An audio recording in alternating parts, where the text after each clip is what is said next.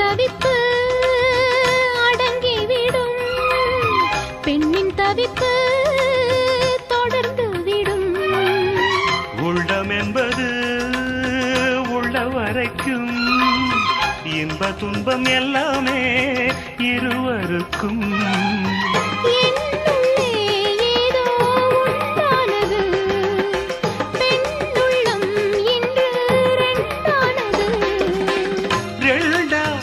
ஏது ஒன்றுபட்ட போது கண்ணுக்குள் 100 நிலவா, இது ஒரு கனவா?